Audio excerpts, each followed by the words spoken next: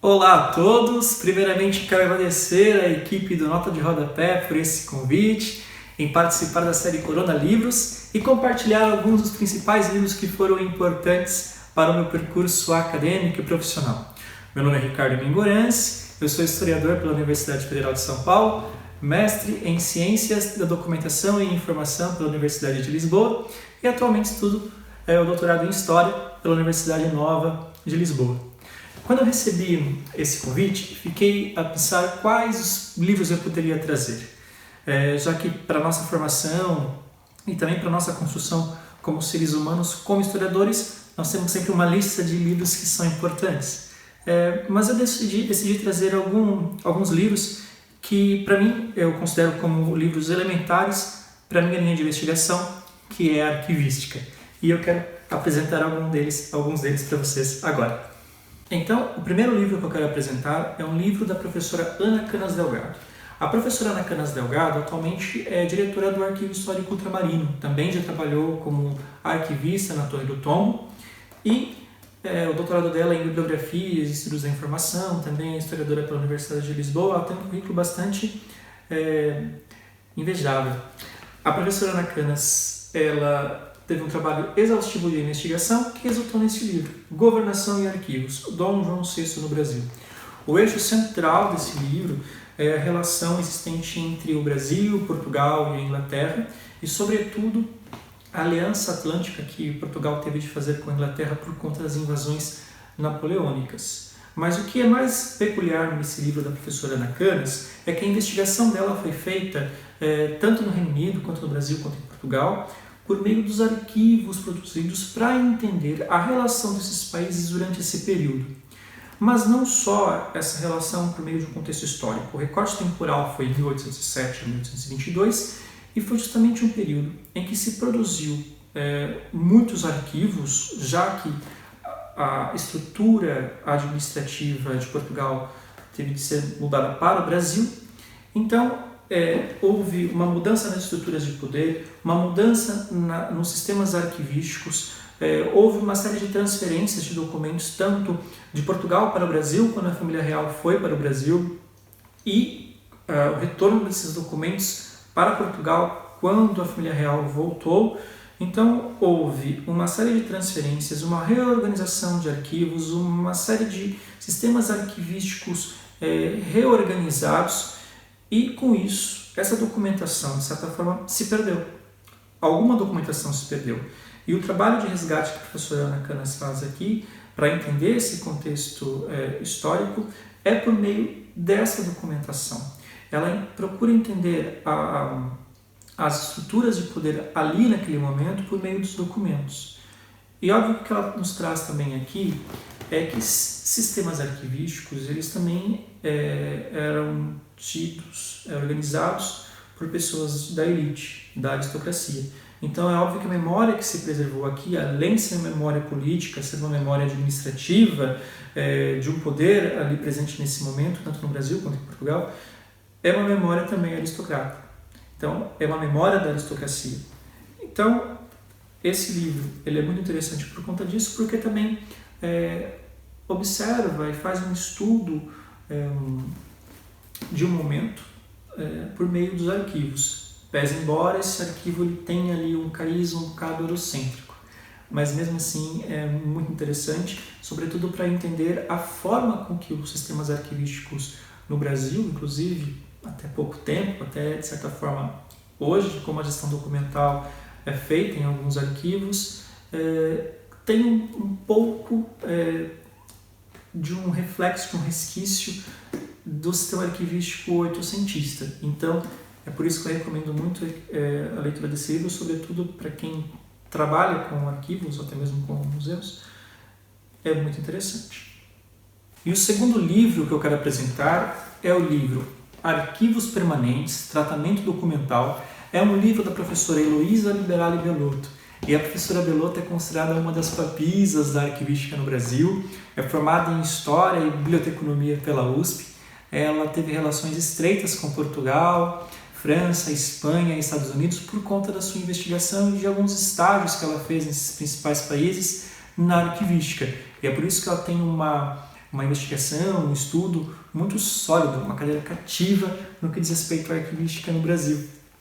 Então, esse livro basicamente é considerado como um manual de como fazer o tratamento técnico de documentos de guarda permanente, o arranjo, a descrição documental, mas também é um livro que a professora considera não só importante para os arquivistas, mas também importante para os historiadores e investigadores, que auxilia como o historiador ou pesquisador pode ler um documento de guarda permanente, de uma fonte primária, como ele pode manusear essa fonte primária. Então é um livro interessante por conta disso. É um livro em que a professora Bellotto explica o que é o ciclo vital dos documentos. E o ciclo vital é basicamente o ciclo de vida. Um documento ele tem 3 idades. A primeira idade é quando ele é um documento corrente, é um documento que nasce para uma determinada finalidade. A segunda idade é quando ele se torna de guarda intermediária, que ele já foi arquivado, já cumpriu a sua finalidade, mas aguarda ali a sua avaliação, para que seja destinado ou para eliminação ou para a guarda definitiva. E essa guarda definitiva, o que garante essa guarda definitiva é se esse documento ele é considerado, ele possui um valor probatório administrativo, histórico ou jurídico, e é essa relevância do seu valor que determina se ele é um arquivo, um documento de guarda permanente ou não. Geralmente no Brasil esse estudo é feito pelas tabelas de temporalidade, mas isso já é uma outra coisa, que não vou entrar aqui nesse detalhe agora.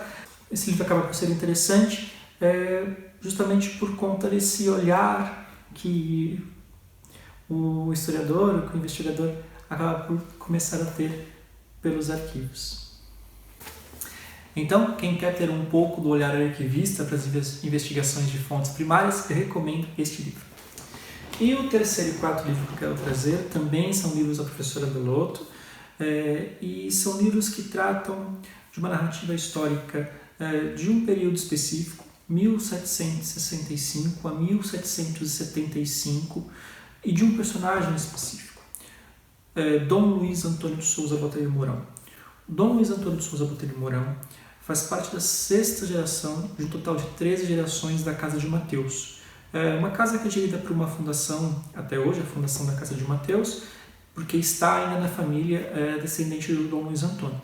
Eu trabalho na Fundação da Casa de Mateus como arquivista e considero muito interessante essa documentação em termos de contributo para a historiografia e para a história, por isso que eu quero trazer um pouco desses 2 livros, porque a professora Bellotto também teve esse contato com a casa e tem uma investigação muito solidificada com relação à administração do Dom Luiz Antônio no Brasil como governador da capitania de São Paulo. E é disso que eu quero falar. E sobretudo da relação dele com a mulher. A mulher, Dona Leonor Portugal, ela ficou aqui em Portugal nesse período em que o marido esteve como governador do Brasil, e ela geriu a casa, geriu a família, o filho, que também ficou pequeno, o Dom Zé Maria.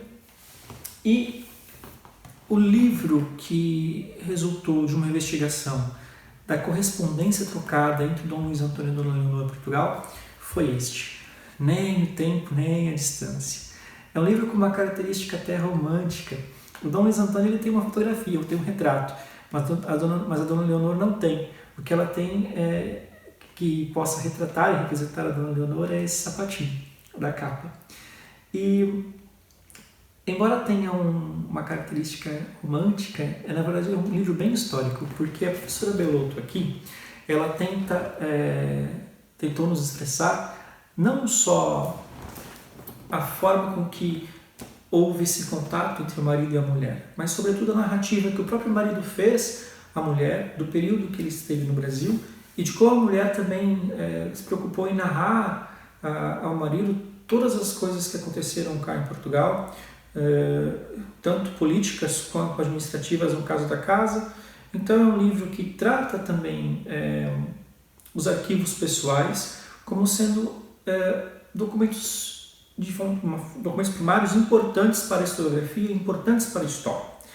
Porque ele mostra a relação com as pessoas no seu dia a dia, a relação das pessoas no cotidiano, tanto os empregados da casa, quanto isso na casa de Mateus, quanto os empregados existentes em São Paulo e que serviam ali o Dom Luiz Antônio.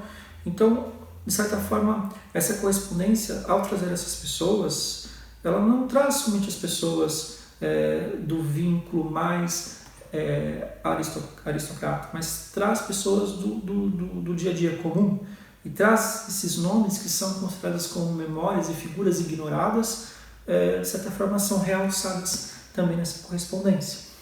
Portanto, esse livro, mesmo tendo um aspecto de análise de arquivo pessoal, ele não deixa de ser um contributo para a historiografia. E o quarto e último livro que eu quero apresentar é Autoridade e Conflito no Brasil Colonial, o governo do Morgado de Mateus em São Paulo. E esse governo foi entre os anos de 1765 e 1775.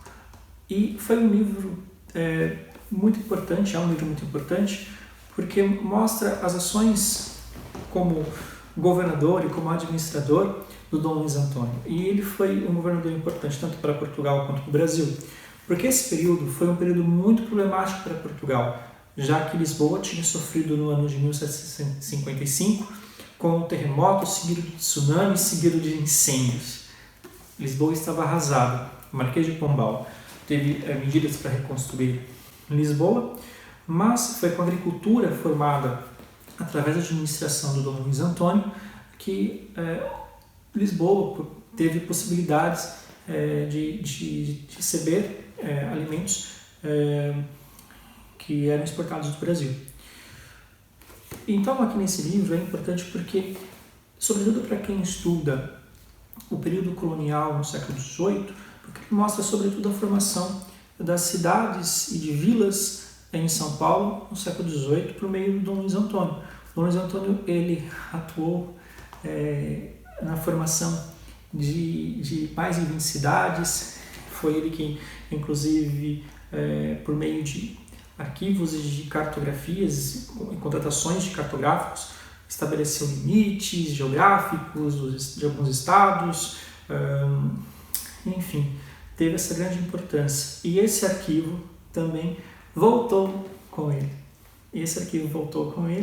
A Casa de Mateus preserva esse arquivo, mas depois de algum tempo houve ali uma investigação também da Biblioteca Nacional do Brasil, que de certa forma reproduziu alguns manuscritos, alguma documentação cartográfica alusiva ao Brasil, e a biblioteca também tem muito dessa documentação que foi produzida pelo Dom Luiz Antônio neste período. Então, esses dois livros eu considero importantes e complementares, porque enquanto um mostra a figura de um pai, de um marido, o outro mostra a figura de um governador muito importante no que diz respeito à formação do Brasil e os limites que ele estabeleceu em todo o formato geográfico que perduram até hoje. Então, para encerrar, eu quero deixar aqui uma citação extraída da correspondência da Dona Leonor Portugal e posta na introdução do livro da professora Belotto, que diz assim: fatal saudade é esta, não tem nela jurisdição, nem tempo, nem a distância. Então eu sei que nesse período todos nós temos saudades de alguns familiares, de alguns amigos, e o que eu posso desejar a todos é que se cuidem e que mesmo que essa saudade seja tão dolorida, espero que possamos sair desse momento mais fortes e desejo a todos boas leituras. Um abraço.